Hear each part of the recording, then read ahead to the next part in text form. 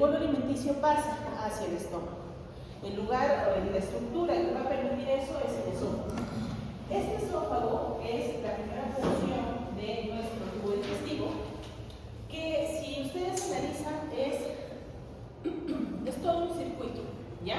Para empezar, el esófago se va a enlongar en el estómago, luego nuevamente se hace más delgado, pasa a ser intestino delgado y se convierte en intestino grueso para terminar en el recto. Entonces es solo un tubo digestivo. El esófago tiene una estructura cónica con tres porciones, cervical, torácica y abdominal. Está recubierta por una estructura externa llamada denticia, no tiene serosa, y eso hace que las paredes del esófago sean mucho más delgadas. Entonces, dentro de las patologías que pueden estar asociadas a el esófago, tenemos aquellas relacionadas a inflamación, donde encontraremos a la enfermedad por reflujo y la esofagitis por cáusticos. Los cáusticos son sustancias químicas que van a producir quemaduras en el esófago. Luego están las alteraciones por dismotilidad. ¿Qué quiere decir? La dismotilidad es la ausencia o alteración del movimiento que tiene el esófago. Generalmente, el esófago va a tener un movimiento de arriba hacia abajo, ¿ya? Para con el peristaltismo, el movimiento ayude a vaciar el bolo alimenticio. Luego están infecciones como la cándida. La cándida es un hongo que es un hongo oportunista. Entonces, cuando una persona está inmunodeprimida o su sistema inmunológico está bajo, puede infectar el tubo digestivo, sobre todo esófago, generando molestias como la disfagia, intolerancia a alimentos, baja de peso, en relación a una persona que está inmunodeprimida. Y por último, las neoplasias. Las neoplasias en esófago van a dividirse en dos grupos: las primarias y las secundarias, que son metástasis de un órgano adyacente. Vemos primero la enfermedad por reflujo. La enfermedad por reflujo es una patología en donde se va a encontrar una lesión a nivel de la mucosa esofágica, la cual se va a deber a una exposición anormal del ácido gástrico hacia el esófago. Fisiológicamente, nosotros cada vez que comemos aperturamos el esfínter esofágico inferior. Entonces, cuando no hay comida, esto se debe mantener cerrado. Pero al momento de haber alimentos, se apertura, da el bolo alimenticio al estómago y se va a dar este proceso de reflujo. Salta el contenido gástrico hacia el esófago y lo expone al ácido. Fisiológicamente puede estar expuesto al ácido en muy poquitas cantidades, pero si este se expone en grandes cantidades, empieza a generar daño.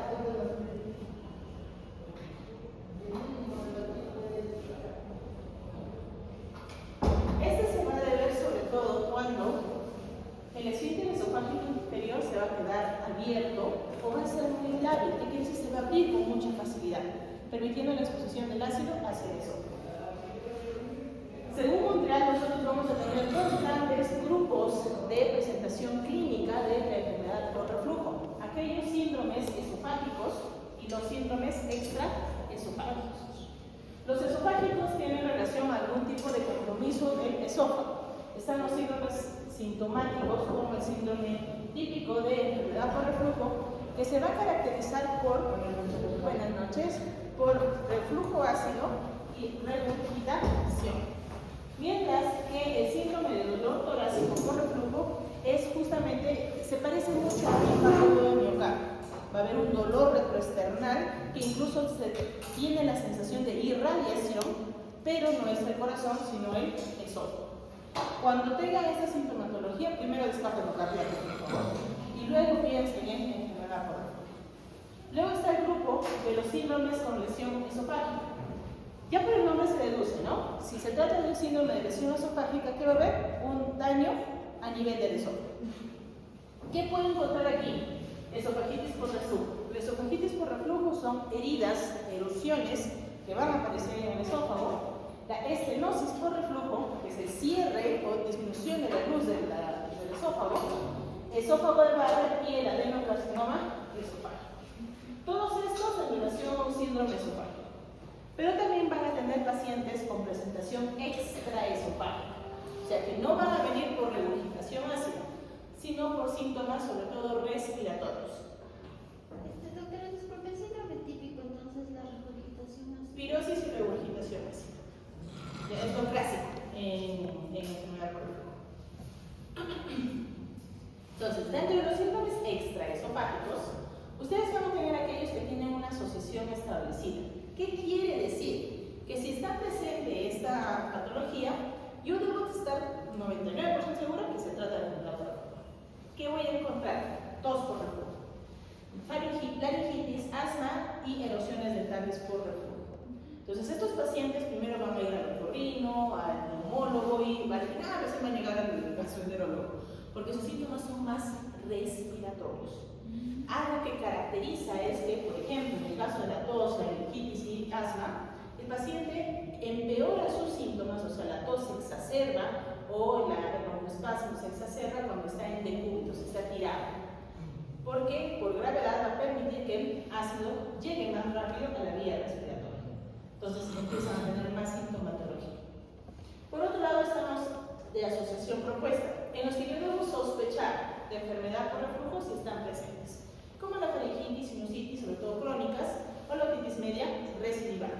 ¿Por qué la otitis media? Recuerden que anatómicamente ustedes tienen una conexión entre la orofaringe y el oído medio. ¿Cómo se llama ese conducto?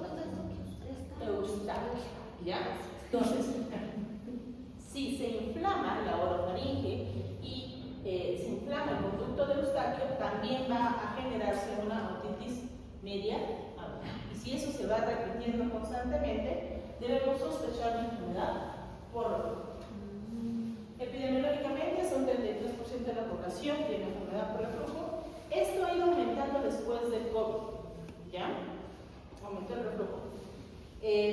Lo clásico es pirosis y regurgitación, hasta un 48% de los casos. Geográficamente es más frecuente en América Central por la comida, pero también tenemos en Asia y Europa. Y no olviden que la enfermedad por reflujo va a estar atribuida no solamente a defectos fisiológicos, sino también a defectos anatómicos, los dos.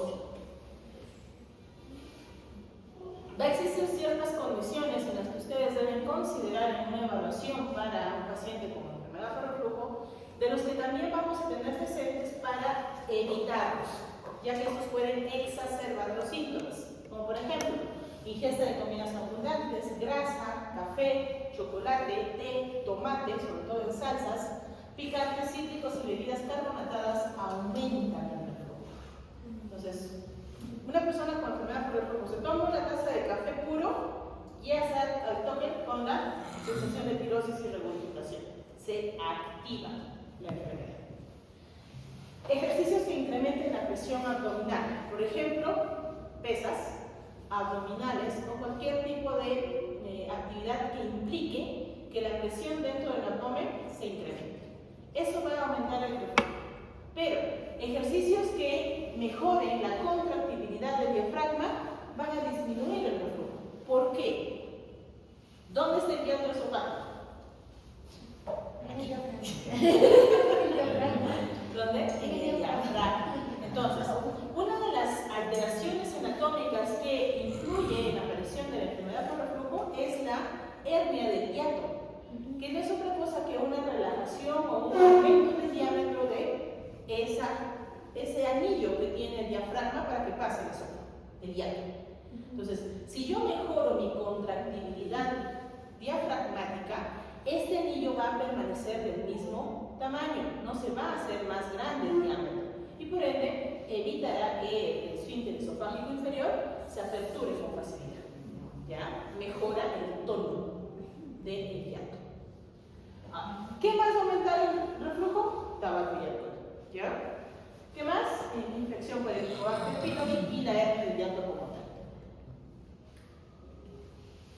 La presión que se pueda generar dentro del abdomen no solamente se va a dar por el ejercicio, sino también por otro tipo de condiciones como la gestación, la obesidad y el uso de fajas, ¿ya? Entonces, a veces, tanto chicos como chicas ahora usan fajas para tratar de disminuir el abdomen, ¿no? Entonces, eso puede predisponer la aparición de la enfermedad por reflujo, ¿ya? Porque al tener presionado toda la pared abdominal, indirectamente haces que el hiato se aperture por presión, ¿ya? Ustedes habrán tenido medio abierto una botella y presión, ¿saben cómo se dispara la sangre? Lo mismo pasa, presión hacia el abdomen y se apertura hacia el esófago, ¿ya? ¿Qué mejora? Posiciones de cúbito o elevación de la cabecera disminuyen la enfermedad por reflujo. Bueno, no tengo una botella, pero ¿cómo se explica eso? Cuando nosotros estamos de pie o estamos semisentados, por gravedad el agua va a ir hacia abajo. Pero si yo me recuesto y me pongo en de cúbito, es más fácil que el agua se vaya transversal. Entonces, si este es mi esfínter esofágico, es mucho más fácil que el contenido del estómago salga. Por eso es que se les pide elevación de la cabecera, más o menos unos 15 grados, para evitar que fisiológicamente y anatómicamente salga el contenido gástrico hacia el esófago, ¿ya? Incluso ya la tecnología avanzada hay almohadas antes. ¿Qué más debemos averiguar en el paciente? Medicamentos. Ciertos medicamentos van a disminuir el tono del esfínter esofágico inferior o van a dañar la mucosa del esófago, predisponiendo mayor dolor. ¿Quiénes están ahí? En primer lugar, los AINES, pero también los anticolinérgicos, los betabloqueadores de canales de calcio y nitritos, que lo que van a hacer es relajar el esfínter esofágico inferior. Diazepam, estrógeno, que son las hormonas, antidepresivos tricíclicos, que también van a producir mayor relajación del esfínter. En la mucosa, los AINES también van a generar daño al mismo, pero medicamentos como las tetracicrinas, doxiciclina y clindamicina también pueden hacer ulceraciones esofágicas, ¿ya? Entonces, es importante saber qué cosa está tomando mi paciente. Bueno, esto es lo que les estaba explicando, cómo es que se va a dar el problema del reflujo. Va a haber alteraciones no solamente en el esfínter esofágico inferior, siendo más disminuyendo el tono del esfínter, sino también va a haber alteraciones en el aclaramiento del esófago. ¿Qué quiere decir? Fisiológicamente, cada vez que nosotros comemos, unas gotitas de ácido van a saltar hacia el esófago. Eso es normal. Pero tenemos como buffer natural a la saliva. Entonces la saliva neutraliza estas gotitas, ¿ya? A eso se refiere como aclaramiento esofágico. La neutralización del ácido en el esfínter esofágico inferior, más los movimientos peristálticos que tenga nuestro esófago. Si algo condiciona que el movimiento del intestino no se dé, entonces se queda como que atorado y no se da ese movimiento para que se pueda eliminar con facilidad el contenido. Y lo otro es que una vez que el esfínter está hipotónico, se apertura, pasa la comida y ya no se cierra completo. Entonces se queda medio abierto y con mayor facilidad sale el jugo gástrico. Es como si licuaran sin la tapa de la licuadora, ¿ya? Entonces, ¿por qué? Porque ¿qué va a hacer el estómago una vez que empieza el proceso de digestión? Va a mezclar. El movimiento del estómago va a hacer que el ácido también se mueva hacia el fondo del estómago. Y junto con el fondo está el cambio hacia el esófago, ¿no? Entonces se puede resumir o repasar, si quieren llamar así, el contenido. Eso, las manifestaciones clínicas clásicas son la pirosis retroesternal y la regurgitación. Pirosis hemos de entender como la sensación de ardor o fuego o quemazón a nivel retroesternal, detrás del pecho. El paciente te dice en la boca del estómago o acá, ¿no? En esta zona, te señala la zona retroesternal, que puede ser parcial o llegar incluso hasta la boca. Algunos manifiestan sensación de un líquido amargo, ácido, cada vez que se recuestan o se despiertan al día siguiente. Entonces eso es una regurgitación, más la sensación de ardor. Ojo que la presencia de los síntomas no me va a hacer el diagnóstico de manera definitiva, pero me permite sospechar de la enfermedad por reflujo y con ello iniciar el plan de diagnóstico y tratamiento. Entonces, solamente con tener los síntomas no lo confirmo.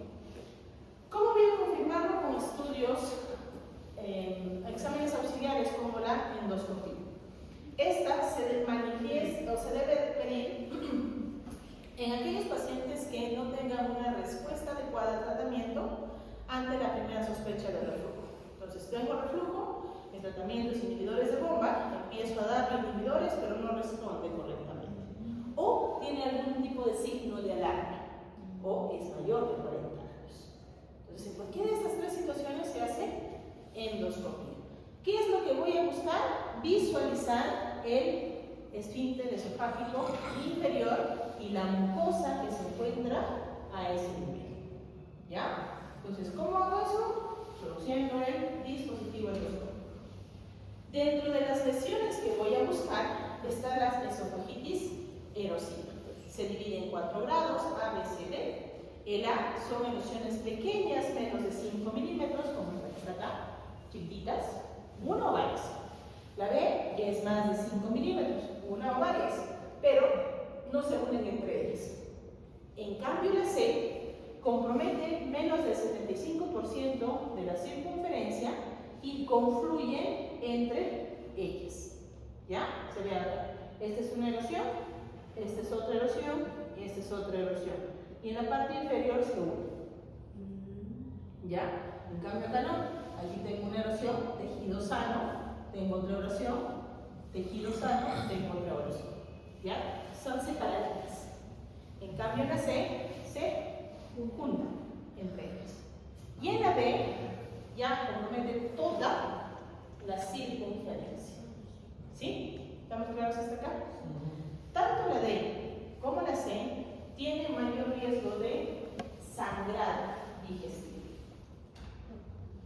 ¿Qué más voy a buscar? Esófago de Barrett. El esófago de Barrett se diagnostica por biopsia. Se sospecha cuando se tiene una lengüeta esofágica, que es esto de acá.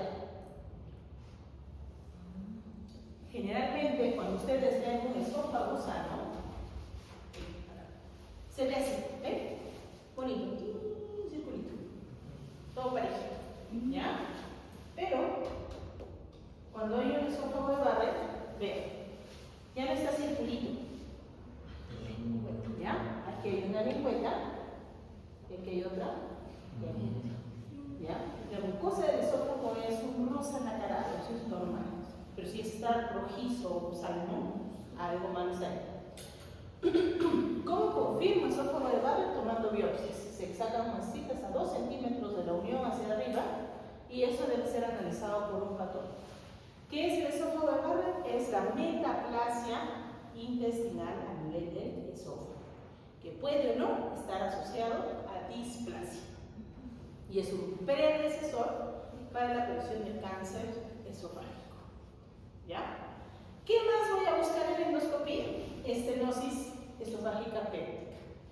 La estenosis es el cierre o la disminución de la luz debido a constante inflamación, lo que ha generado fibrosis a ese nivel, o sea, cicatrices, y poco a poco lo he ido retrayendo y lo he hecho más pequeña la luz.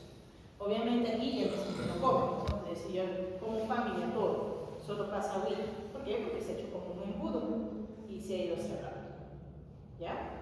Péptica, porque no hay ningún tipo de tumoración o lesión adicional, más solamente vamos a encontrar cicatriz. ¿Ya? Esa es una estenosis esofágica péptica. ¿Por qué? Hay otras estenosis, como las tumorales, en las que me encuentro algún tumor que va a cerrar la luz de Dios. ¿Qué más veo? La hernia del hiato. Aquí está lo que les dice, ¿ven? Este es el diafragma y aquí está mi hiato esofágico. Entonces pasa el esófago por medio del mismo, ¿ya? En la hernia del hiato, este esfínter, este hiato está muy grande, está muy laxo, ¿ya? No se contrae correctamente. Y va a hacer que se desplace el estómago hacia el tórax, ¿ya? Hay varios tipos de hernias, el que más se relaciona con la enfermedad por reflujo es la de tipo de desplazamiento, ¿ya? Hernia por desplazamiento. Entonces, ¿qué va a pasar?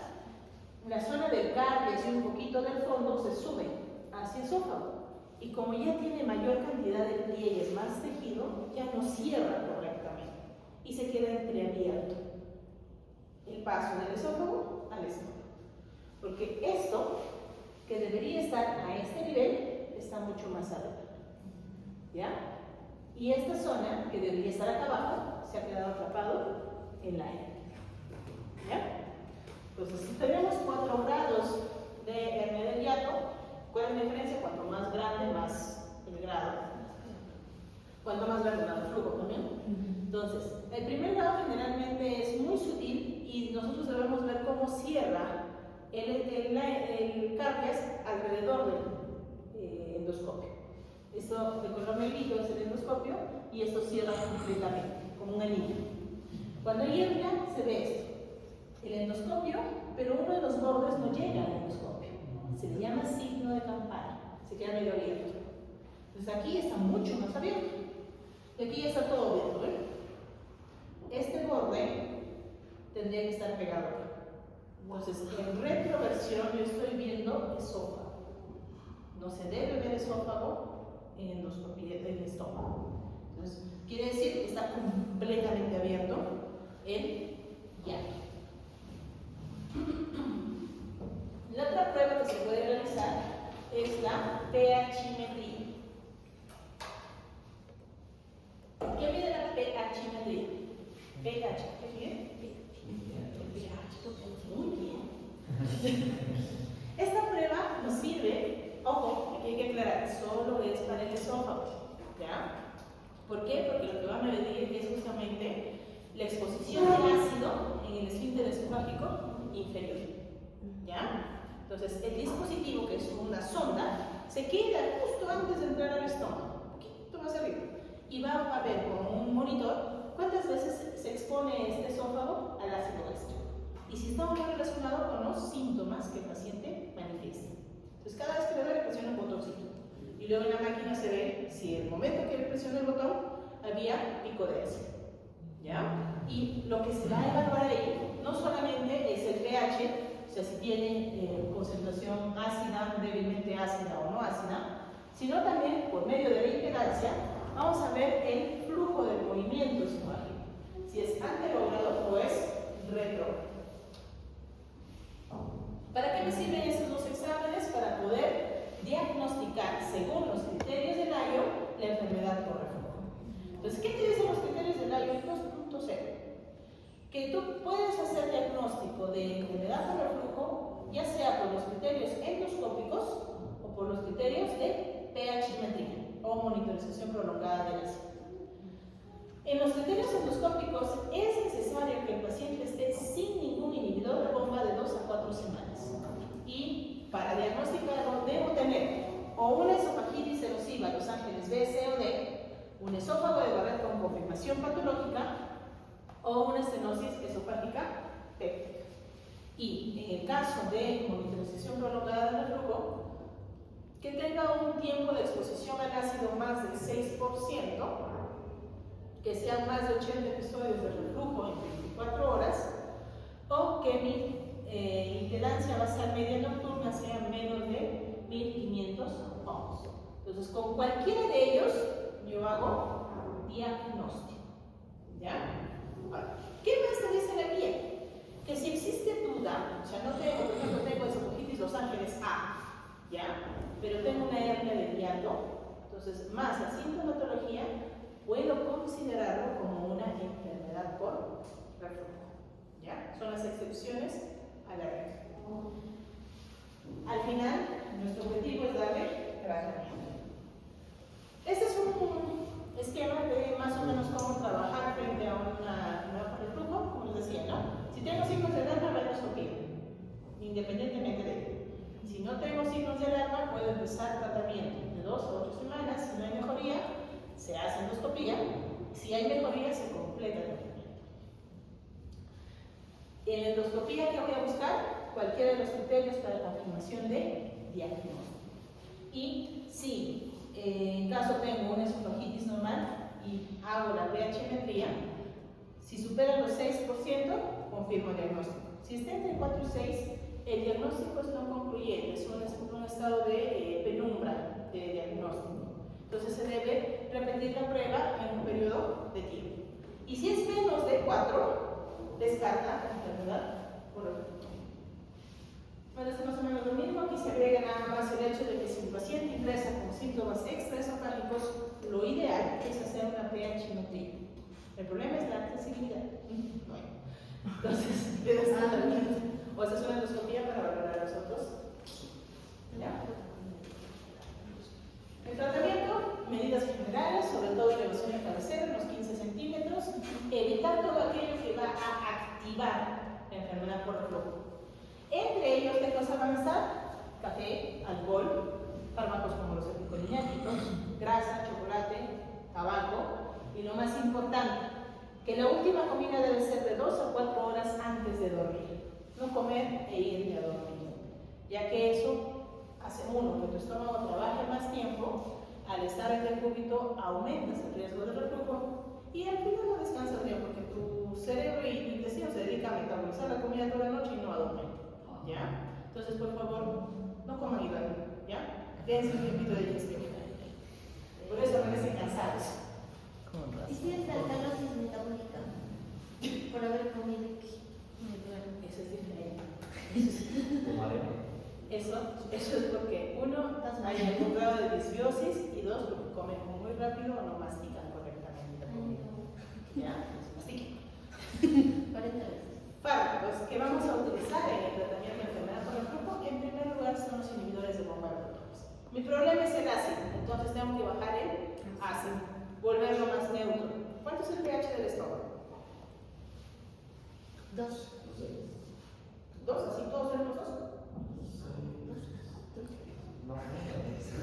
¿Quién más? De 1.5 a 3 es el rango en que está nuestro pH normal en el estómago. Con el tratamiento se busca llevar el pH entre 5 y 6, o sea, casi neutro. Se le da inhibidores de bomba 30 minutos antes de las comidas, dependiendo de los síntomas, puedes darle 1 a 2 veces al día. Puedes asociarlo a procinéticos que van a potenciar la acción del IBP en el sentido de que van a ayudar a vaciar el estómago y el esófago mucho más rápido. ¿Ya? Entonces aumenta el tono del esfínter esofágico inferior, pues lo que está medio laxo lo cierra y evita pues, que el ácido salga. Aclara tanto el vaciamiento gástrico como el aclaramiento esofágico y da mejores resultados. ¿Qué más voy a utilizar? Dependiendo de mis hallazgos, puedo usar antiácidos, puedo usar alginato o sucralfato. El sucralfato es un antiulceroso, entonces se recomienda usar cuando hay erosiones B, C o D para poder ayudar a la regeneración de la mucosa esofágica. El alginato es un compuesto viscoso que se asocia a bicarbonato y lo que va a hacer es una especie de tapón. Como una tapa debajo del esfínter esofágico inferior, evitando que se pueda exponer al ácido. Y el antiácido, como el nombre de antiácido, baja también el ácido junto con los inhibidores de bomba. Si la respuesta si el tratamiento médico no responde, tiene la opción quirúrgica. El objetivo es aumentar el tono del esfínter esofágico inferior y reparar la hernia del hiato si estuviera presente. Ojo que no todos los pacientes con enfermedad por reflujo son candidatos a tratamiento quirúrgico. Van mucho mejor aquellos que tienen esofagitis erosiva, que tengan hernia del hiato, hipotonía del esfínter o reflujo nocturno, que no tengan patología funcional coexistente y que la motilidad esofágica se encuentre normal. Ese grupo de personas responden bien a la cirugía. Pero si yo tengo trastorno funcional asociado o mi motilidad esofágica está alterada, por más que se le haga la cirugía, va a persistir los síntomas. Porque el problema no es tanto anatómico, sino fisiológico y funcional. ¿Ya? Entonces hay que saber a quién indicar la cirugía. Bueno, nada más para conocimiento de que existe también tratamiento endoscópico, está en estudio, pero el grupo de que los que se puede utilizar es mucho más pequeño, ya que solamente está indicado cuando la hernia es menos de 3 milímetros, no tengo los ángeles de esofagitis, no tengo el esófago de Barrett, no hay membranas de anillos y la persona no debe ser obesa. Entonces es muy limitado el uso de esta intervención endoscópica. ¿Preguntas hasta acá?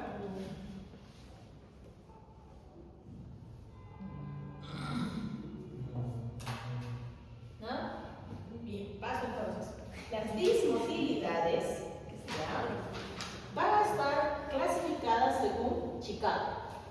Se van a dividir en aquellas en las que va a haber un trastorno en el tracto de salida de la unión esofágico-gástrica y trastornos de la peristalsis.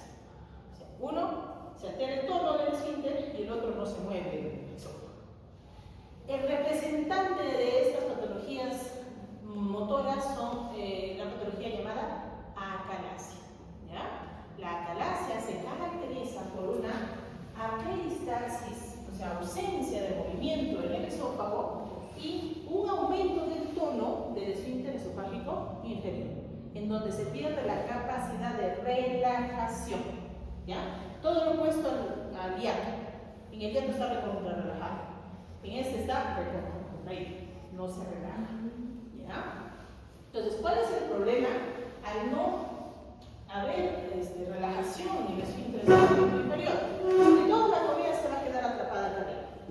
Entonces, no hay forma de que pase hacia el estómago. Esto se va a dar porque va a haber una degeneración de las células ganglionares del plexo mientérico, tanto del cuerpo del esófago como del esfínter esofágico inferior, generando una alteración entre los agentes contráctiles y los agentes relajantes. ¿Qué se va a ver afectado? Sobre todo el óxido nítrico y el péptido intestinal vasoactivo. Por lo que la actividad colinérgica va a estar en el tope y no va a tener ningún proceso de oposición a ese nivel, haciendo que el síntoma principal sea la disfagia. ¿Qué es la disfagia? Es cuando la persona tiene dolor o dificultad al deglutir los alimentos. En el caso de la acalasia, la disfagia generada va a ser tanto a sólidos como a líquidos, a los dos, ¿ya? Entonces, ¿tiene dificultad para pasar un pan? Tiene dificultad para pasar el agua, con los dos. ¿Por qué? Porque generalmente cuando el esfínter esofágico inferior está bien, el solo hecho de que entre agua y hagas ligera presión hace que se relaje el esfínter. Y pasa, porque el agua no tiene peso, pero igual pasa. En cambio acá no, está bien cerrado. Y por más que esté el agua ahí, va a haber dificultad para pasar. ¿Qué más puede tener? Regurgitación, pérdida de peso, dolor torácico, pirosis, tos nocturna e incluso episodios de aspiración. Pues entonces, claro, se parece a la enfermedad por reflujo, ¿no? Sí, pero la fisiopatología es diferente. ¿Por qué da pirosis y regurgitación en la acalasia? Porque al no abrirse el esfínter esofágico inferior, se va a generar un proceso de acidificación y fermentación de los alimentos en el mismo esófago.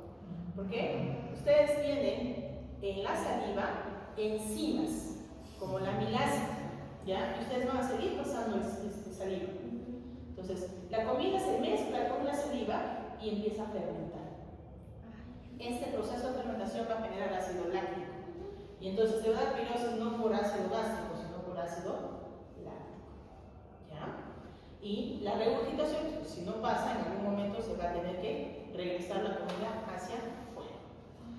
En la acalasia utilizamos un score, que es el score de ECAT, el cual nos va a permitir valorar qué tan severa es la acalasia, ya que evalúa uno la disfagia, regurgitación, el dolor retroesternal y la pérdida de peso. Cuanto mayor el ECAT, más severa es la acalasia. La forma de diagnosticarla idealmente es con manometría esofágica, pero también podemos utilizar estudios adicionales como el esofagograma y la endoscopia. Esto sobre todo en pacientes con disfagia de sólidos a líquidos, regurgitación que no responde a IBP, o sea, ¿tiene reflujo? ¿Le das un IBP? Nada, no responde. Ellos tienen que entrar a los alimentos, ¿ya? Puede haber pseudocalasia, sobre todo cuando están relacionados a tumores esofágicos o gastroesofágicos, acalasias secundarias, como una posterior a una fundoplicatura previa, o sea, una cirugía para corregir la enfermedad por reflujo, que se cerró mucho, entonces ya no se acalasia. O banda gástrica breve, que también hace el mismo efecto. O enfermedades infecciosas como el Chagas.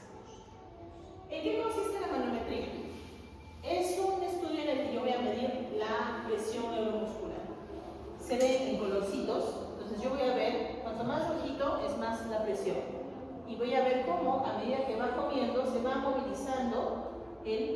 la contracción en el esófago y en los esfínteres. Una vez que ustedes degluten, el esfínter esofágico superior se cierra. Entonces aquí está bien, cerradito. A medida que baja la comida, donde está la comida se va a tener mayor contractibilidad porque lo va a ir empujando. Y en la parte inferior, el esfínter esofágico inferior se debe relajar para esperar el paso de los alimentos. Eso es lo normal. Pero en la enfermedad por reflujo pasa esto. Perdón, en la talasia pasa esto. En el tipo 1, yo no tengo ningún movimiento ausente. ¿Ya? ¿Ve? Nada. No hay movimiento a pesar de la deglución. Entonces va a haber una aperistalsis en el 100% de las degluciones. Atalasia tipo 1. En la atalasia tipo 2 voy a tener aperistalsis en el cuerpo y un aumento de la contracción en el esfínter esofágico inferior. Y en la atalasia tipo 3 voy a tener aperistalsis y contracciones, aperistalsis acá y contracciones prematuras en más del 20% de las degluciones con aumento del tono del esfínter esofágico inferior. Este último, ¿qué quiere decir? Que se va a contraer de manera desordenada. ¿Ya? Se contrae un poquito acá, luego un poquito acá, y no hay un orden en la contractibilidad esofágica. ¿Para qué sirve el determinar qué tipo de atalasia es? Porque responden diferente a el tratamiento. El tipo 1 y 2 van muy bien con dilatación neumática o miotomía de Heller. En cambio, el tipo 3 tiene mejor pronóstico si hace un cuerpo. Este es un estudio de esofagograma. Se usaba mucho antes, ahora ya la tecnología nos permite hacer endoscopía antes de esofagograma o una tomografía. ¿Qué es lo que vemos acá? La contractibilidad del esfínter esofágico inferior. Vean acá. ¿Ya? Es el signo de pico de pájaro. ¿Qué es lo que hace? Se ensancha el esfínter, el esófago, el cuerpo del esófago, y poco a poco se hace más delgadito, puntiforme. ¿Ya? Cuando son tumores, generalmente es como dedo de guante. ¿Ya? Pero si yo tengo esta particularidad de que se va adelgazando a medida que llega al esfínter esofágico inferior, sospecho de atalasia. En endoscopía vamos a tener sobre todo este signo. Vean la imagen A, signo de Rosetta. ¿Ya? ¿Han visto las rosquitas que tienen así como un rosetón? Una rosa, es una flor. Tiene una forma bastante particular. Se parece mucho a esto. ¿Ya? El collet, cuando la liguita está bien chica, ¿ya? Se forman como unos pliegues alrededor. ¿Ya? Se parece a eso, el signo de Rosetta. Entonces, cuando yo lo veo en retroversión, se puede observar. Se puede observar ahí cómo se van formando los pliegues por la contracción constante que tienes en el esfínter esofágico. ¿Ya? ¿Qué más voy a ver? Como ven acá, inflamación del esófago. Porque la saliva sigue ahí, va a seguir fermentando, se va a inflamar, va a haber erosiones, va a haber heridas a ese nivel. Y lo otro que se observa es aquí, la línea o la unión esófago-gástrica que va a estar idéntica, que quiere decir que no va a haber ningún daño y que con un poquito de esfuerzo puede pasar el endoscopio. Entonces, una característica que se tiene en endoscopía es que cuando se intenta ingresar el endoscopio, generalmente tú pones un poquito de aire y el esfínter se abre, solito. Pero cuando pasa eso, tú te pegas y no se abre. Entonces tienes que empujar para poder entrar. ¿Ya? Entonces ya sospechas de que algo pasa en el esfínter esofágico. El tratamiento tiene tres objetivos principales: aliviar los síntomas, esto con cuyo objetivo va a ser llegar a un índice de ECA menor de 3 y asegurarse que exista un vaciamiento esofágico por medio del esófago. Existen tres tipos de tratamiento: farmacológico, endoscópico y el químico. El farmacológico de todos es el menos efectivo. ¿Ya? ¿Por qué? Porque va a empezar uno a tener mayor efecto adverso cuanto más tiempo uses la medicación, y dos, su efecto sobre el esfínter esofágico inferior va disminuyendo con el tiempo. Son dos medicamentos los que se utilizan, el nitrato disolvido y el nifedipino. Se administra entre 10 minutos a media hora antes de los alimentos, porque el objetivo es que el pico de acción esté justo cuando tú deglutes. Y lo que hacen estos dos medicamentos es relajar el esfínter esofágico inferior. ¿Ya? Solo se administra la medicación si el paciente no desea o no puede realizarse el procedimiento endoscópico o quirúrgico. Dentro de la terapia endoscópica tenemos dos grupos, aquellos en los que se considera definitivo y los que son no definitivos. Los no definitivos son la inyección de botox o de toxina botulínica y con stents autoexpandibles. Y los definitivos están la dilatación con balón y el polo. ¿Por qué la diferencia entre ellos? Porque en el caso de la terapia endoscópica con botox, a medida que yo voy usando, la efectividad también va a ir disminuyendo. ¿Qué se hace con la inyección de toxina botulínica? ¿Qué hace la toxina botulínica? Compite con el ACTH para... Ya, entonces, ¿qué le genera el músculo? Que se Paraliza. que se relaje, porque no se contrae. Lo paraliza en realidad, entonces lo deja quieto. Entonces, va a evitar que se contraiga más. ¿Cómo se administra este componente? Se ingresa con un endoscopio, se pasa una agujita endoscópica especial y se aplica en los 4 cuadrantes del esófago. ¿Ya? Es como cuando te ponen la carita, pero para adentro. Entonces, ¿qué es lo que va a suceder?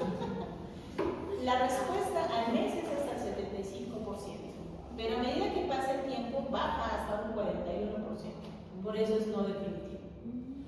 ¿Existen complicaciones? Sí. Sobre todo puede haber dolor torácico, mediastinitis o una reacción alérgica. La mediastinitis, sobre todo cuando no se calcula el ángulo de aguja y en vez de aplicarle al músculo, le aplicas al espacio mediastinal. Entonces, toda la toxina se va a ir por esto. O reacción adversa o inflamatoria por la tos. ¿Ya? Hay que tener cuidado con eso. ¿Qué más hay? Bueno, los stents están en estudio todavía, no son así la primera opción terapéutica debido a que son terapias temporales. Un stent es como un alambre que se va a estirar y va a mantener abierto el esfínter, pero se sale con mucha facilidad. Entonces no es una opción segura de tratamiento. Aparte que sale cada 4.000 soles cada stent. Ahora, lo otro es la terapia endoscópica con dilatación.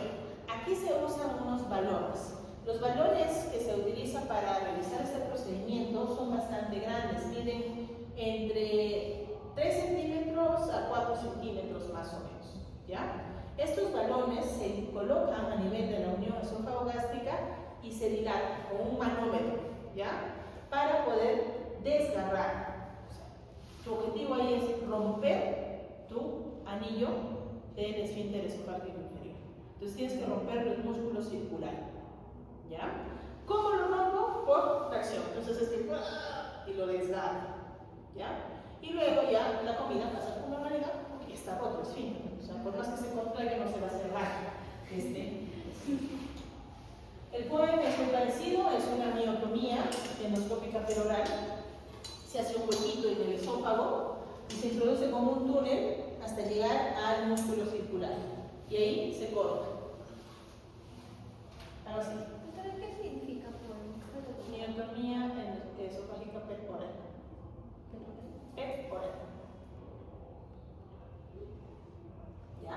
Entonces, es una miotomía, es un corte del músculo, pero por debajo de la submucosa. ¿Ya? Entonces, se hace un huequito en el esófago, te metes por acá, en la submucosa es un túnel, y luego buscas el músculo. Acá está. Una vez que se identifica el músculo con un bisturí especial, lo cortas. ¿Ve? Y luego cierras el agujerito que hiciste al inicio. Se verifica y el endoscopio va a pasar con normalidad, porque igual ya rompiste el músculo. Luego está la terapia quirúrgica, que también es definitiva. Es el mismo proceso endoscópico, solo que por fuera. ¿Ya? Se hace una miotomía más ligatura. Entonces refuerzo la zona del esófago. Y puede ser laparoscópica o abierta. Esto es importante, por favor. Y acabamos, no se preocupen. Cada tipo de acalasia va a tener una tasa de éxito al tratamiento. No todos responden igual. El que mejor pronóstico tiene es el tipo 2. Ese responde bien al tratamiento y a largo plazo. El tipo 1 es el segundo en responder mejor. Pero el tipo 3 es el que tiene menor pronóstico favorable. ¿Ya? Y lo otro es que una vez hecho el diagnóstico de acalasia, se debe hacer controles endoscópicos cada 3 años hasta cumplir los 15 años post-diagnóstico. ¿Por qué? Porque la acalasia es un factor de riesgo para cáncer de esófago. Entonces hay que ser ese. Y hablando de cáncer de esófago, ¿qué es el cáncer de esófago? Es una lesión tumoral que va a aparecer en cualquier parte del tubo esofágico, desde la parte cervical hasta la parte abdominal, ¿ya? En cualquiera de ellos. La edad, como pueden ver, es variada, pero tenemos un pico entre los 55 y 84 años, haciendo una edad promedio en 68 años más o menos. O sea, mayores de 60 ya sospecheros, ¿no? Tenemos dos tipos de histológicos de cáncer, el escamo celular y el adenocarcinoma. En América es más frecuente el adenocarcinoma. En nuestro país los estudios están demostrando que es más frecuente el escamo celular. ¿Ya? Sí, en Junín también. Todos los esófagos también son escamos celulares. ¿Cuáles son los factores de riesgo? Cada tipo histológico tiene un factor de riesgo diferente. El escamo celular está más relacionado con alcohol, tabaco, quemaduras por cáusticos, acalasia y alimentos muy calientes. Alimentos muy calientes quiere decir que literal está hirviendo y se lo toman, ¿no? Entonces, ¿qué va a generar? Quemaduras o microquemaduras, y sobre todo en el tercio superior del esófago. Los alimentos calientes tienden a generar cáncer de esófago en el tercio superior, ¿ya? Mientras que los adenocarcinomas están relacionados directamente con el reflujo. Por ende, su factor de riesgo va a ser reflujo, obesidad y esófago local. Y se va a localizar en el tercio distal del esófago, ¿ya? En cambio, el escamo celular es más frecuente en el tercio medio superior. ¿Estamos? Listo. Esta imagen muestra los tumores de la unión esófago-gástrica, en donde está incluido el cáncer de esófago. Como pueden observar, el cáncer de esófago va a estar de mi unión esófago-gástrica hacia arriba, ¿ya? Pero justo en la unión esófago-gástrica yo también voy a tener un cáncer de carnes que puede migrar hacia el esófago. Entonces ya no es un esófago primario, sino un esófago secundario. Ya es una metástasis o progresión de un cáncer gástrico hacia esófago. Entonces siempre tener presente de que el primer diagnóstico diferencial de cáncer de esófago distal va a ser un cáncer de carnes. ¿Ya? Sus síntomas, la mayoría, 10% no tiene síntomas. Los síntomas van a aparecer cuando la luz del esófago empieza a disminuir, sobre todo con disfagia progresiva. Este es diferente que la acalasia. La acalasia inicia con disfagia sólidos líquidos. El cáncer esofágico estenosante empieza con sólidos y progresa a líquidos. ¿Ya? Entonces, inicia diciéndote, no, ya no puedo comer la papa. Hace un mes que no como papa, ya no pasa. Pero mazamorrita, cremita, agüita normal. Pasa un tiempo y dice, no, primero empezó con la papa y después ya no pasa ni el agua. Entonces entras y hay una luz chiquitita, ¿no? 13 milímetros, es bien pequeñita. ¿Qué más va a haber? Baja de peso. Los pacientes con cáncer de esófago bajan bastante de peso, más de 10 kilos en un mes. Puede haber anemia y dolor rectal. La manera de diagnosticarlo es con endoscopía. Tenemos que entrar y revisar las características de la tumoración. Puede ser pequeñita, como acá, plana, como acá. Esta, por ejemplo, no da síntomas, es un hallazgo nada más. ¿Por qué pasa? Normal, ¿ya? Pero es un cáncer plano. Todo esto es cáncer. O pueden ser estas dos presentaciones: estenosis de esófago, ¿ya? Estos son los que más sangran y los que más riesgo de anemia. Una Una prueba adicional es la ecoendoscopía, que es una ecografía, pero por dentro del esófago, para medir qué tan profundo es el compromiso del tumor, viendo si está en la mucosa, la submucosa o ya salió del esófago. Y junto con eso se hace el estadiaje con tomografía. Tórax o abdomen pélvico, no se olviden de eso, ¿ya? Tórax, abdomen y pelvis, tiene que ver todo un barrido completo, con contraste, no vale sin contraste. ¿Qué me va a permitir ver si es localizado, si es localmente avanzado o si es metastásico? Y esto me va a permitir pronosticar la enfermedad utilizando el CNN. ¿Y para qué me sirve eso? Para darle tratamiento. El tratamiento puede ser endoscópico si son lesiones superficiales que están solo en la mucosa, o quirúrgicos, o también puede recibir radioterapia o quimioterapia.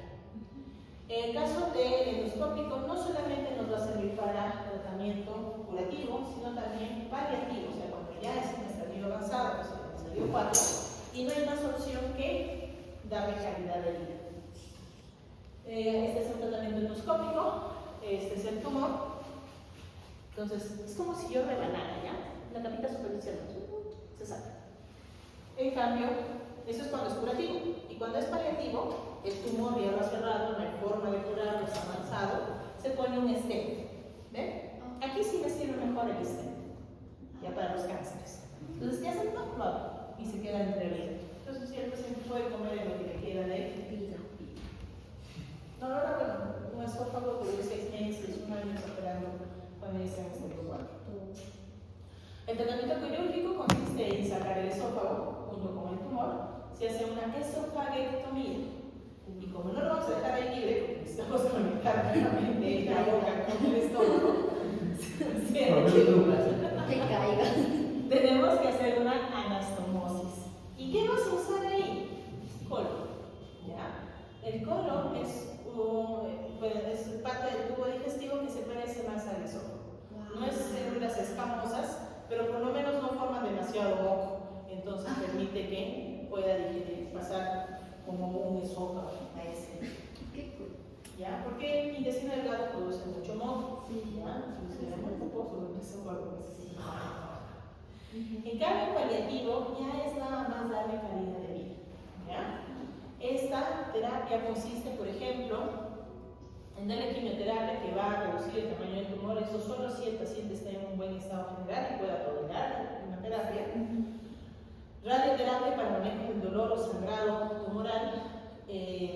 Podemos colocar las prótesis autoexpandibles y, si no es posible, colocar una sonda nasogástrica permanente, 100% siliconada. Se pone un tubito a través de la nariz hacia el estómago y ahí lo dejas para poder alimentar, porque no hay forma de pasarla.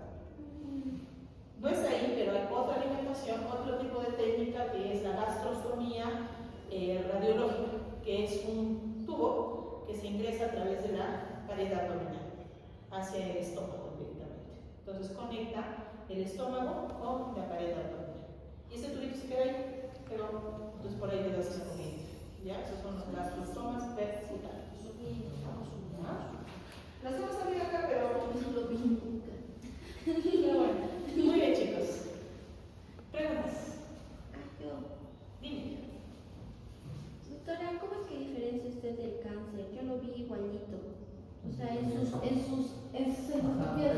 yo lo veo igualito a una lesión. O sea, si yo viera, por decir, ese que era plano, yo diría, ese es el que fluctúa, ¿no? El que no se niega. O por su ubicación. Ajá. En parte su ubicación. ¿Por qué? Porque cuando tú ves esófago, un esófago normal, yo debo verlo como acá. Es un rosa nacarado. ¿Ya? Voy a apagar esta foto para ver. Es un rosa como si tuvieras. Como si tuviera una plaquita blanquecina en la superficie. Todo el esófago se debe ver así. Pero si yo encuentro, como acá, ¿ven? Una capa blanquita en la superficie, lo lavo y no se limpia, se ve medio raro, medio irregular, ahí hacemos los estudios correspondientes. Por ejemplo, se vio así primero, luego se hizo un procedimiento de cromoendoscopía, se llama eso, ¿ya? Y se tintura, se pinta, y se resalta la zona dañada. ¿Ya? Pero ¿cómo lo vas a sospechar? Porque no se ve así. No lo veo rosadito. ¿Y cómo lo diferencias De una con lesión. el grado de, por ejemplo, de esofágitis? Ajá. Es que son diferentes. Son totalmente diferentes. Entonces es como costra, ¿no? El Es otro una también es irregularidad más que todo cuando es cáncer. Porque en la esofagitis, ustedes se refieren a los ángeles, ¿cierto? sí, a los primeros, a veces. Vean, ¿Ves? la esofagitis va a tener una capa de fibrina encima de toda la zona dañada. El otro no. El otro plano. es tejido irregular, cerrado. ¿Ya? En cambio acá, yo voy a ver heridas. ¿Ya? Veo fibrina, lo lavo y empiezo a sangrar. ¿Ya? Veo erosiones, veo heridas como acá. Son heridas, todas son heridas. ¿Ya? Obviamente, si están medias raras, igual biopsia, porque recuerda que la esofagitis también está en relación celular con el foco y por ende tiene riesgo de cáncer. ¿Ya? Pero sí es fácil de diferenciar. Y esas lesiones planas, generalmente tú las vas a ver en versión media. ¿Ya? La unión esófago-gástrica está acá abajo. Y esto está acá arriba. ¿Ya? Entonces, estoy subiendo, qué raro, ¿no? El más raro que he visto hasta ahorita ha sido todo normal, ¿ya? Acá. Estamos a 25 centímetros de la cara dental superior y se veía algo así. Como un lunarcito así, ¿no? Biopsiamos, cáncer. Y ya había hecho metástasis al pulmón. Así chiquito. Doctora, Así pequeñito. ¿el gol estándar no vendría a ser acá patología? El que te va a dar el diagnóstico final y la diferenciación histológica es patología. Pero ¿cómo vas a identificar el cáncer? Con la endoscopía. Con la endoscopía. Ah, Porque lo que vas a hacer ahí es, uno, identificar, caracterizar y tomar las biopsias para determinar si es adenocarcinoma o es escamas. Ajá. Sí. ¿Ya? O si es un adenoma. ¿Qué sería lo mejor? Entonces, necesitas la endoscopía para caracterizar. ¿Ya estamos bien? Sí, ya. Muy bien, chicos. Doctora, entonces había una clasificación de carcinoma, o sea, depende de las capas que traspasa. ¿Del carcinoma jóvenes? No había, por ejemplo. Acá lo tengo, no dice el nombre, pero o sea, depende de qué capas está alterada. El TNM. Ajá. Ya, la clasificación TNM es el que más utilizamos para el estadiar. ¿Ya? ¿Qué evalúa el TNM? La T es del tumor. Entonces, el tumor puede estar 1 en la capa submucosa, 2 en la submucosa, 3 en la muscular, 4 en el caso de esófago, adventicia serosa o órganos adyacentes. ¿Ya? Entonces, como que va profundizándose. El N me habla de los nódulos, que en tomografía se vean comprometidos. O sea, no son nodulitos chiquititos, no son los ganglios linfáticos pequeños, sino son nódulos grandes que captan contrastes, son irregulares, más de 1 centímetro. Dependiendo de cuántos grupos nodulares se compromete, yo tengo N1, N2, N3, N4. ¿Ya? Y la M es metástasis a distancia, que corresponde a un órgano diferente al donde está el tumor. Si es esófago, si se va, por ejemplo, a pulmón, a cuello, a hígado o a estómago. ¿Ya? Entonces, si se va a cualquier otro, es metástasis. Metástasis tienes M0, M1. ¿Ya? Y juntas, T más N más M. Y dependiendo de cuánto es, vas a estadiarlo en grado 1, grado 2, grado 3 o grado 4. ¿Ya? El más buena gente es el grado 1. ¿Ya? Porque quiere decir que es un tumor que está localizado, tiene pocos ganglios o ningún ganglio y no ha hecho metástasis a distancia.